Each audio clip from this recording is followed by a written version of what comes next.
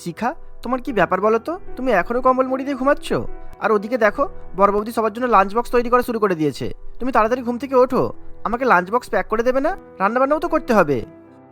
ও বাবারি বাবা, শীতকালে মানুষ ঠান্ডার জ্বালায় মরতে বসেছে, আর তুমি লাঞ্চ বক্স নিয়ে পড়ে আছো? তোমাদের অফিসে তো অনেক বড় ক্যান্টিন আছে, ওখান থেকে কিছু একটা কিনে খেয়ে নেবে।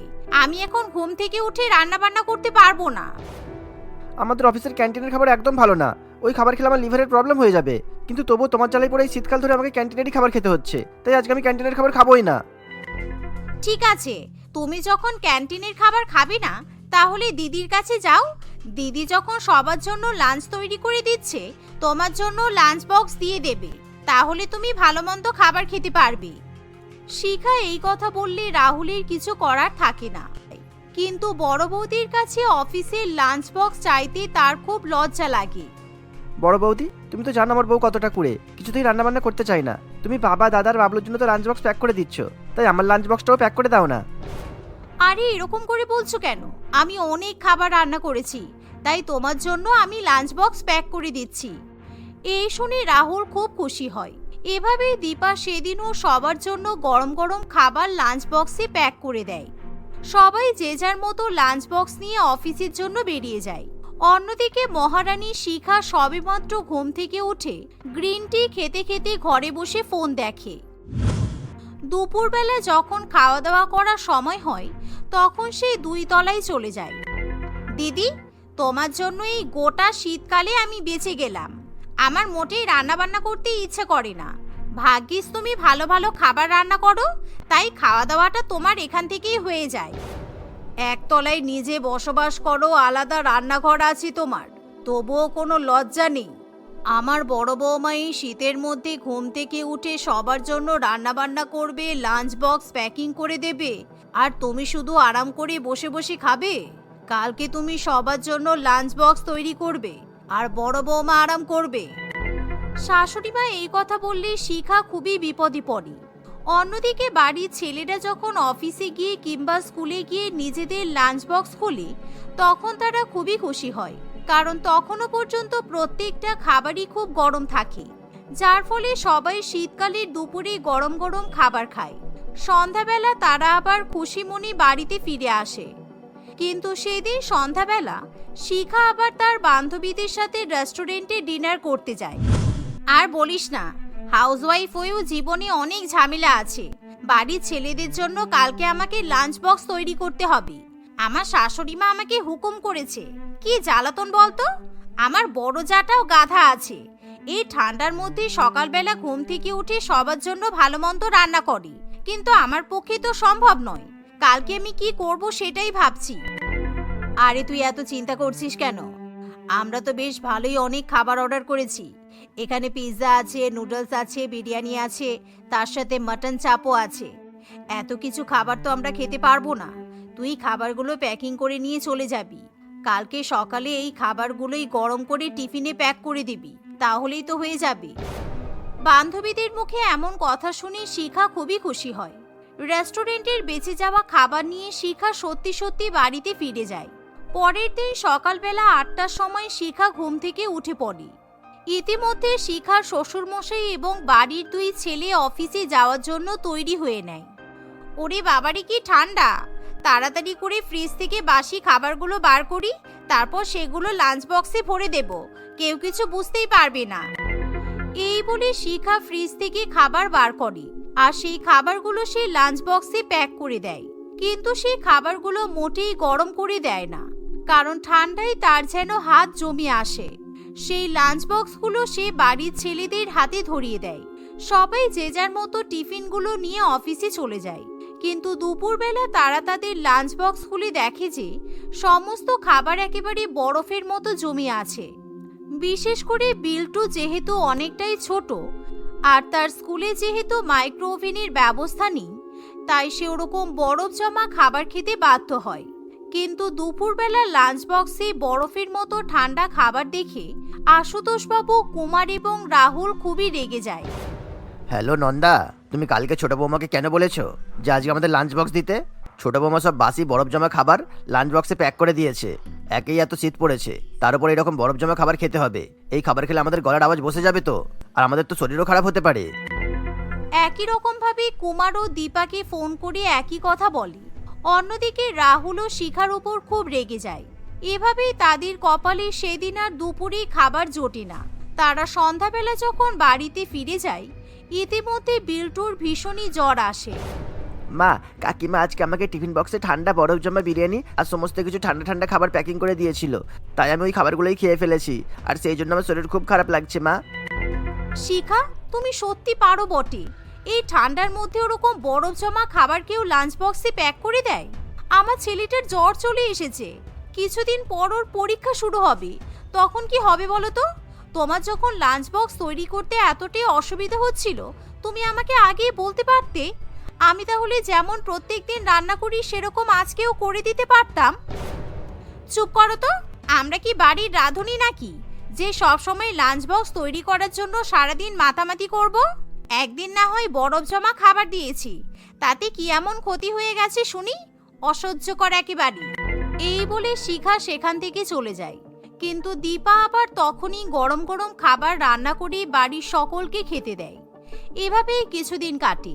আর প্রত্যেক দিন দীপা সকালবেলা ঘুম থেকে উঠে সবার জন্য বিভিন্ন রকম রান্নাবান্না করে এবং বাড়ির ছেলেদের জন্য বাচ্চাদের জন্য লাঞ্চ বক্স তৈরি করে। কিন্তু শিখা বেশ আরাম করে পায়ের উপর পা তুলে বসে থাকে। সে মাঝে মধ্যে রাহুলকে লাঞ্চ বক্সে বাসি ঠান্ডা রুটি বাসি তরকারি দেয়, কিন্তু রাহুলের আর মোটে এরকম লাঞ্চ খেতে ভালো লাগে না। একদিন, আজকে আমি বাড়ির সবার জন্য পোলাও, মাটন কষা, ভেজ বিরিয়ানি, মটর পনির আর পালং শাকের চচ্চড়ি রান্না করব। আজকে সবাইকে বেশি বেশি করে লাঞ্চ প্যাকিং করে দিলে সবাই খুব খুশি হবে। এভাবেই দীপা সকাল থেকে রান্না বান্নার কাজে লেগে পড়ে। সে একটা একটা করে লাঞ্চ বক্স প্যাকিং করতেও শুরু করে। এমনকি আজকেও সে তার দেওরের জন্য লাঞ্চ তৈরি করে। তাই রাহুলের খুশির ঠিক ঠিকানা থাকে না। ছেলেরা অফিসে যাওয়ার জন্য তৈরি হয়ে যখন লাঞ্চ বক্স নিতে যাবে, তখন তারা দেখে যে দীপা সবেমাত্র একটা একটা করে বাক্স তৈরি করছে। এমন সময় হঠাৎই তাদের অফিস থেকে ফোন আসে। হ্যাঁ হ্যাঁ, আমরা এক্ষুনি আসছি। না না, আমরা তিনজনেই মিটিং উপস্থিত থাকবো, একদম চিন্তা করবেন না। এই বলে আশুতোষ বাবু তার দুই ছেলেকে নিয়ে এবং বিল্টুকে নিয়ে বাড়ি থেকে বেরিয়ে পড়ে। এ বাবা, কেউ তো লাঞ্চ বক্স নিয়ে গেল না। আজকে আমি সবার জন্য কত ভালো ভালো খাবার রান্না করলাম। তুমি চিন্তা করো না বৌমা, তোমার বাড়ির কাজবাজ হয়ে গেলে গাড়ি করে তুমি ওদেরকে লাঞ্চ বক্সগুলো দিয়ে আসবে, কারণ তুমি তো জানো ওরা টাইমে টাইমে খাবার খেতে পছন্দ করে। তোমার শ্বশুরের আবার ওষুধ চলে, শীতকালে যদি সময় মতো খাবার না খায় তাহলে কিন্তু শরীর খারাপ করতে পারে। শাশুড়ি মায়ের কথা শুনে দীপা রাজি হয়ে যায়, কিন্তু দুপুরবেলা হয়ে গেলেও তার বাড়ির কাজ শেষ হতে চায় না। এমন সময় সে দেখে যে শিখা সেজে গুজে দুপুর রোদে শপিং করতে যাওয়ার জন্য তৈরি হয়েছে, যা দেখে দীপা শিখাকে অফিসে গিয়ে এবং বিল্টুর স্কুলে গিয়ে লাঞ্চ বক্স দিয়ে আসার কথা বলে। ঠিক আছে, তুমি চিন্তা করো না, আমি স্টার মলে সস্তায় সোয়েটার কিনতে যাচ্ছি। সেখানে যাওয়ার আগে আমি সবাইকে সবার লাঞ্চ বক্স পৌঁছে দেব। সবার জন্য শীতকালে ঘুম থেকে উঠে লাঞ্চ তৈরি করতে না পারি, কিন্তু এই কাজটা আমি করতে পারবো। এই বলে শিখা দীপার কাছ থেকে লাঞ্চ বক্সগুলো নিয়ে নেয়। কিন্তু সে যখন বাড়ি থেকে বেরোয়, আজকে তো সেলের লাস্ট দিন, সব ভালো ভালো সোয়েটারগুলো মনে হয় শেষ হয়ে যাবে। আগে বরঞ্চ আমি শীতকালে শপিংটা করে নিই, তারপর না হয় ওদেরকে লাঞ্চ বক্সগুলো দিয়ে আসবো। একদিন যদি 1 ঘন্টা দেরি করে খাবার খাই তাহলে কোনো অসুবিধা হবে না, কিন্তু সেল শেষ হয়ে গেলে আমার অসুবিধা হতে পারে। শিখা এই কথা ভেবেই আগে শপিং করতে চলে যায়, কিন্তু শপিং করতে গিয়ে সে এতটাই ব্যস্ত হয়ে পড়ে যে সে গাড়িতে লাঞ্চ বক্স রেখে ভুলে যায়, যার ফলে কারোর কাছে সময় মতো দুপুরের খাবার গিয়ে পৌঁছায় না। দুপুর 1টা থেকে 2টো বেজে যায়, দেখতে দেখতে 3টেও বেজে যায়, কিন্তু কেউ আর সময় মতো লাঞ্চ খেতে পায় না, যার ফলে হঠাৎই আশুতোষ বাবুর খুবই শরীর খারাপ করে। কারণ প্রত্যেক দিন দুপুরবেলা সময় মতো খাবার খাওয়ার পর তাকে প্রেসারের এবং সুগারের ওষুধ খেতে হয়, কিন্তু আজকে ওষুধ না খেতে পেয়ে সে হঠাৎই অজ্ঞান হয়ে পড়ে যায়, যা দেখে কুমার এবং রাহুল খুবই ভয় পেয়ে যায়। ভাই আমাদের আর দেরি করলে চলবে না, আজকে আমরা লাঞ্চ বক্স নিয়ে আসতে ভুলে গেছি, আর বাড়ি থেকে কেউ এসে আমাদের লাঞ্চ বক্স দিয়েও যায়নি। বাবাকে ক্যান্টিন থেকে খাবার খাইয়ে দিলে ভালো হতো। চল আমরা এক্ষুনি বাবাকে নার্সিংহোমে নিয়ে যাই, তা নাহলে একটা বিপদ হয়ে যেতে পারে। কেননা দেখ না, বাবার ওষুধ একেবারে ধরা অবস্থায় পড়ে আছে, বাবা এখন ওষুধ খায়নি। এই বলে কুমার এবং রাহুল দুই ভাই মিলে তখনই তাদের বাবাকে নিয়ে নার্সিং হোমে উপস্থিত হয়। সেই খবর যখন দীপা এবং নন্দা দেবী জানতে পারে, তখনই তারা নার্সিং হোমে গিয়ে পৌঁছায়। আমি শিখাকে বারবার বলেছিলাম দুপুর হওয়ার আগে সবাইকে লাঞ্চ বক্স পৌঁছে দিতে, কিন্তু ও কেন পৌঁছায়নি আমি সেটাই বুঝতে পারছি না। সত্যি ওকে দায়িত্বটা দেওয়াই আমার ভুল হয়েছে। আমি যদি নিজে গিয়ে লাঞ্চ বক্সগুলো দিয়ে আসতাম তাহলে আজকে এরকম বিপদ হতো না। ইতিমধ্যে শিখাও খবর পেয়ে নার্সিং হোমে এসে পৌঁছায়, কিন্তু তাকে দেখা মাত্রই সবাই তাকে বকাবকি করতে শুরু করে। আসলে আমি শপিং করতে ব্যস্ত হয়ে পড়েছিলাম, আমার ফেভারিট সোয়েটারগুলো যদি শেষ হয়ে যায় এই ভেবে আমি পরে তোমাদের লাঞ্চ বক্সগুলো দিয়ে আসবো ভেবেছিলাম, কিন্তু শপিং করতে গিয়ে যে দুপুর 3টে বেজে যাবে সেটা আমি বুঝতেই পারিনি। তোমরা প্লিজ আমার উপর রাগ করো না, আমি আর কখনো এরকম করব না, আমার ভুল হয়ে গেছে।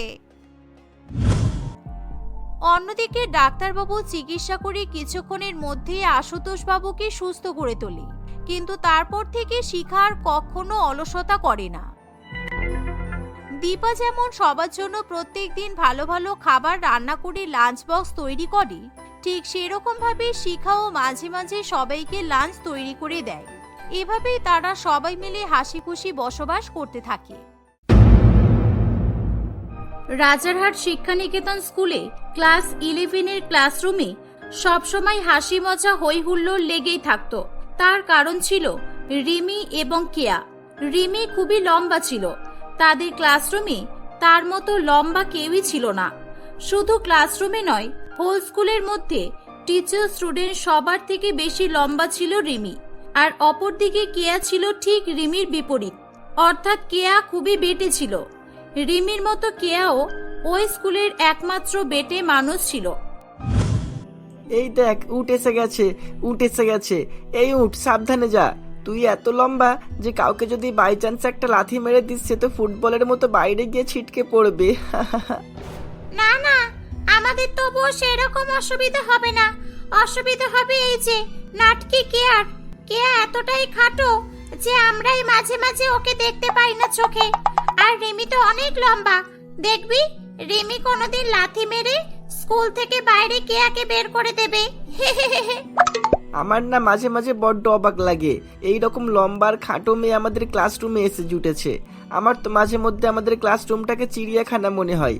দেখিস না অন্যান্য ক্লাসের বাচ্চারা সব সময় এদের দেখতে আসে। আচ্ছা রিমি, তুই কি ছোটবেলায় কেয়ার ভাগের কমপ্লেন গুলো খেয়ে নিয়েছিস? তাই জন্য তুই এত লম্বা হলি আর কেয়া এত খাটো হয়েছে।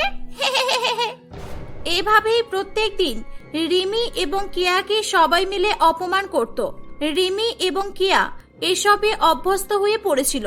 তাদের সঙ্গে কেউ কথা বলতো না, তাদেরকে কেউ পাশেও বসতে দিত না। তাদের পরিচয় ছিল শুধুমাত্র হাসির পাত্র হিসেবে। রিমি আর কেয়াকে সবাই হেয় করত বলে তারা দুজনে পাশাপাশি বসতো। তারা দুজনে একে অপরকে পড়াশোনায় সাহায্য করত। এভাবেই দুজনের মধ্যে খুবই ভালো বন্ধুত্ব হয়েছিল। একদিন তারা দুই বন্ধু সেকেন্ড বেঞ্চে বসেছিল। এই রিমি, তুই সেকেন্ড বেঞ্চে কেন বসেছিস? তোর জন্য তো আমরা কিছু দেখতে পাচ্ছি না, আমরা বোর্ড কিভাবে দেখবো? তুই লাস্ট বেঞ্চে গিয়ে বস, যা।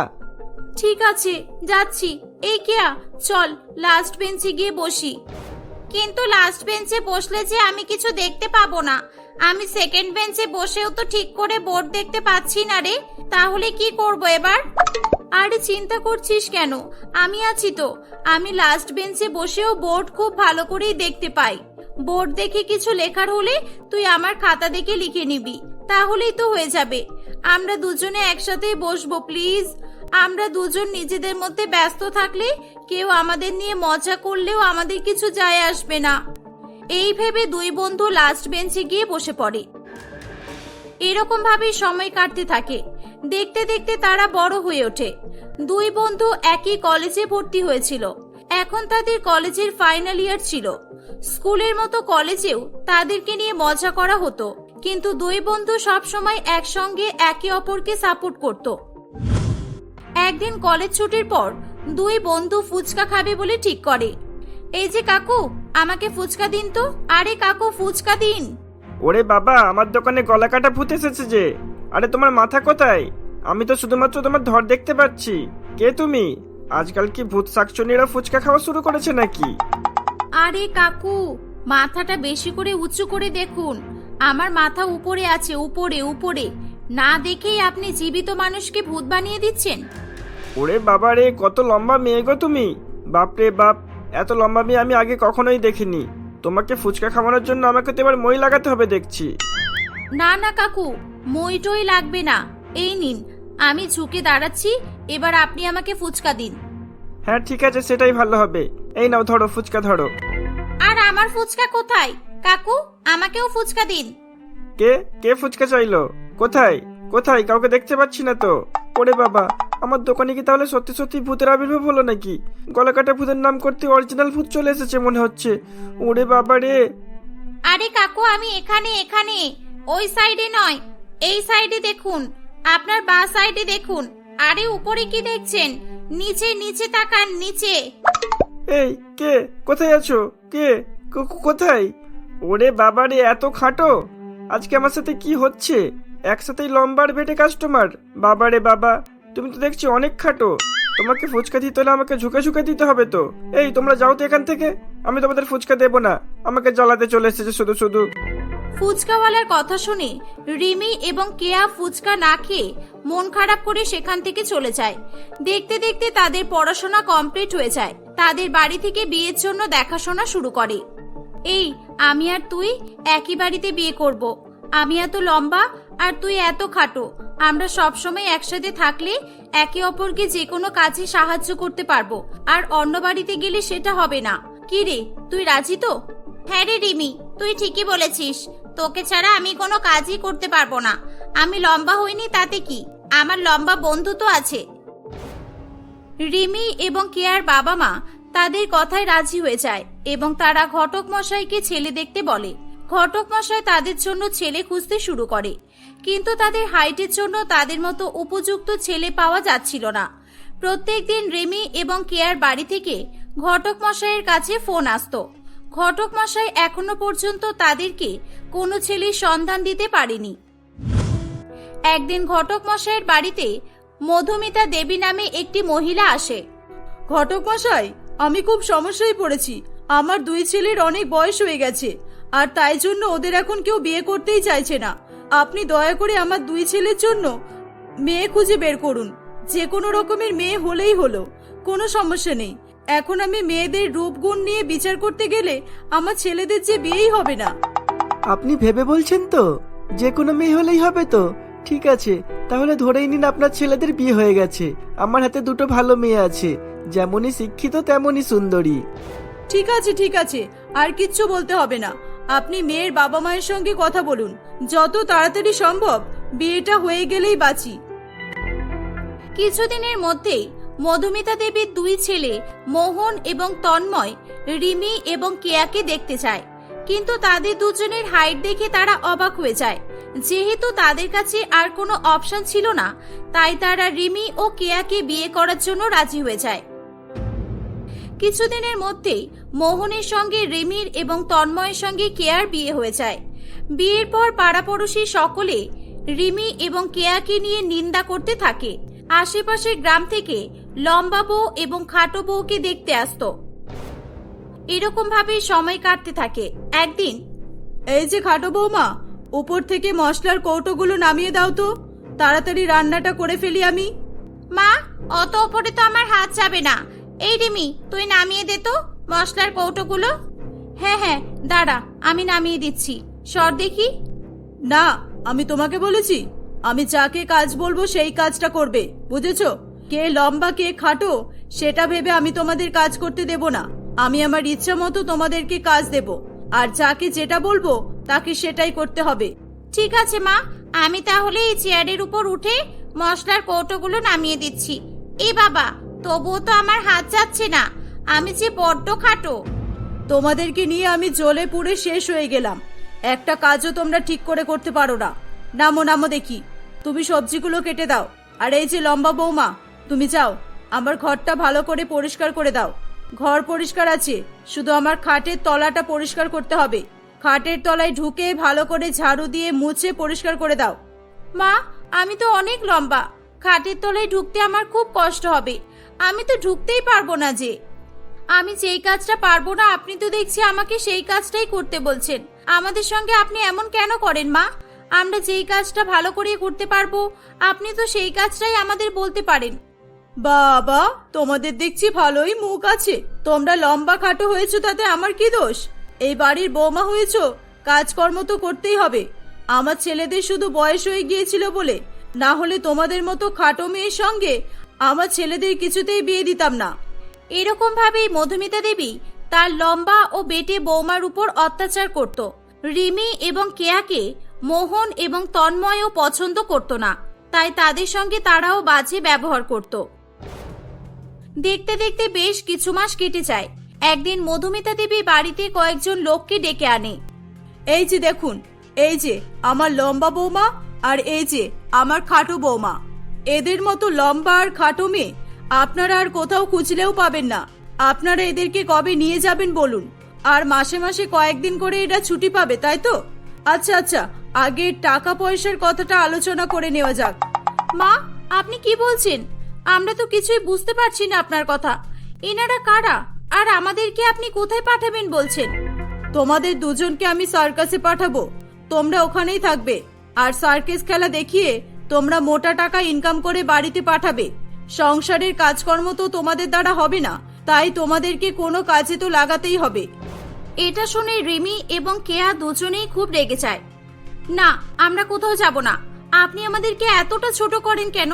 আমরা লম্বা হয়েছি, খাটো হয়েছি, এতে আমাদের কি হাত আছে? আমরা কিছুতেই সার্কাসে যাব না। তাতে আমাদের এই বাড়ি ছাড়তে হলেও আমরা ছেড়ে দেব। বাধ্য হয়ে মধুমিতা দেবী সার্কাসওয়ালাদের বাড়ি থেকে চলে যেতে বলে। সেদিনের পর থেকে মধুমিতা দেবী তার দুই বৌমার উপর আরো অত্যাচার করত এবং তাদের সঙ্গে আরো বাজে ব্যবহার করত। একদিন হঠাৎ করে মধুমিতা দেবী অসুস্থ হয়ে পড়ে। ডাক্তার জানায় যে মধুমিতা দেবীর দুটো কিডনি নষ্ট হয়ে গেছে। কিডনি ট্রান্সপ্ল্যান্ট করতে লক্ষ লক্ষ টাকার প্রয়োজন। বাড়ির সকলেই টেনশনে পড়ে যায়। ডাক্তার তাদেরকে 6 মাস সময় দেয়। বাড়ির দুই ছেলে অনেক চেষ্টা করেও টাকা জোগাড় করতে পারে না। শেষ পর্যন্ত রিমি এবং কেয়া বলে, তোমরা চিন্তা করো না, আমি আর কেয়া মায়ের কিডনি ট্রান্সপ্ল্যান্টের জন্য টাকা জোগাড় করব। আমরা দুজনে ভেবে নিয়েছি। হ্যাঁ, তোমরা মায়ের পাশে থাকবে আর মায়ের সেবা যত্ন করবে। আমরা 6 মাসের মধ্যেই মায়ের কিডনি ট্রান্সপ্ল্যান্টের ব্যবস্থা করছি। কিন্তু তোমরা টাকা কোথায় পাবে? কি করবে তোমরা? আমরা সার্কাস খেলা দেখাবো। আমাদের কাছে এটা ছাড়া আর কোনো উপায় নেই। তোমরা দয়া করে আমাদের বারণ করো না। রিমি এবং কেয়া সার্কাস খেলা দেখাতে চলে যায়। তাদের হাইট অনেক বেশি লম্বা এবং অনেক বেশি খাটো হওয়ায় লোকজন তাদের সার্কাস খেলা দেখে অনেক বেশি আনন্দ উপভোগ করতে থাকে। ধীরে ধীরে তারা আরো অনেক বড় বড় সার্কাস খেলা দেখানোর সুযোগ পায়। এরকম ভাবে দেখতে দেখতে 4 মাস কেটে যায়। 4 মাসের মধ্যেই তারা অনেক টাকা ইনকাম করে ফেলে। সেই টাকা তারা তাদের শাশুড়ি মায়ের কিডনি ট্রান্সপ্ল্যান্ট করানোর জন্য দিয়ে দেয়। কিছুদিনের মধ্যেই মধুমিতা দেবী সুস্থ হয়ে ওঠে। সবকিছু জানার পর মধুমিতা দেবী তার ভুল বুঝতে পারে। আমাকে ক্ষমা করে দাও তোমরা। তোমরা লম্বা আর খাটো বলে আমি তোমাদেরকে কত কথা শুনিয়েছি। উপরওয়ালা যা করে ভালোর জন্যই করে। আজকে তোমাদের এই উচ্চতার জন্যই আমার জীবনটা বেঁচে গেল। আমাকে ক্ষমা করে দাও। আমি আর কোনোদিনও তোমাদের সঙ্গে খারাপ ব্যবহার করব না। রিমি এবং কেয়া তাদের শাশুড়ি মায়ের মুখে এমন কথা শুনে খুবই খুশি হয়। তারা তাদের শাশুড়ি মাকে ক্ষমা করে দেয়। তারপর থেকে তারা সবাই মিলে হাসি খুশি বসবাস করতে থাকে।